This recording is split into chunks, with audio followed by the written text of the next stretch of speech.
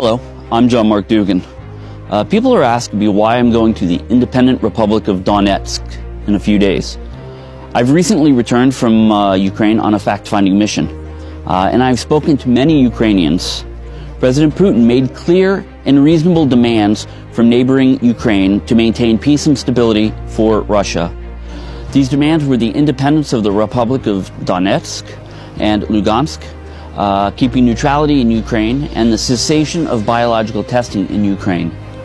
These demands were met with refusal by President Zelensky and his American masters.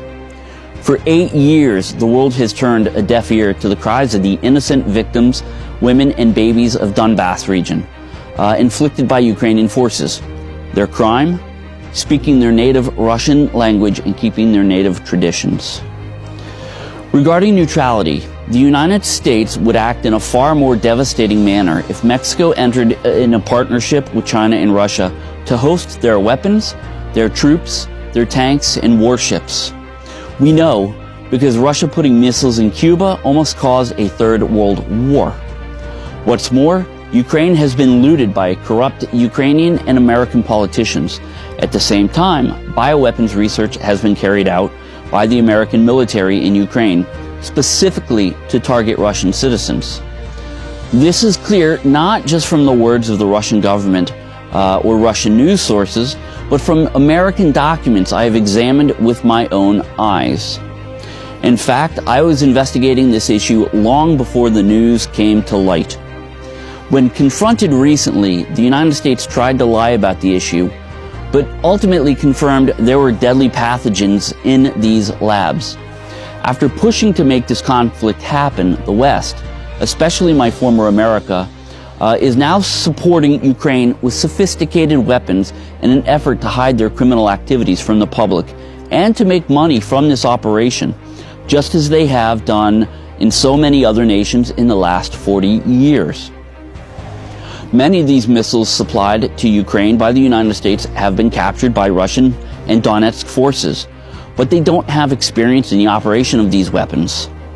These missiles, called the Javelin, have advanced electronics to allow the operator to shoot in the fog and at night, and also allow the missile to fly 160 meters above the target and then drop down on top of the target where the armor is weakest. These missiles are devastating. I'm a former U.S. Marine with my first military job being an anti-tank infantryman, and I have extensive experience using and training people with these missiles being used against the Russian military and the military of the Donetsk Republic.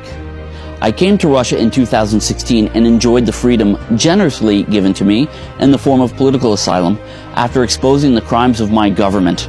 And now I'm in a position to help my new country, Russia, and our brothers, the new independent republics of Donetsk and Lugansk. Even though I have not been given the honor of citizenship here in Russia, I feel it is my duty as a man to act, serve, and assist in any way that is asked of me, whether it's training soldiers to use Javelin missiles or traveling to the front lines.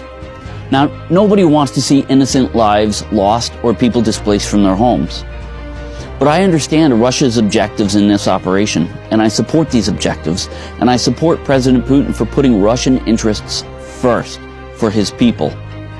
I want to do anything I can to help our men return home, and if I can perform any action needed to bring even one man home safely to his family, I will have accomplished my goal. There is a time for words and a time for action. Now is the time for good men to act, and I salute those who have the courage to do so. Men far better than I have already given their lives for this great nation. Let's keep them in our thoughts and hearts. Let's do what we must do so that their sacrifices and the sacrifices of their family are not empty. Thank you, my friends. I'm John Mark Dugan, and I will see you later.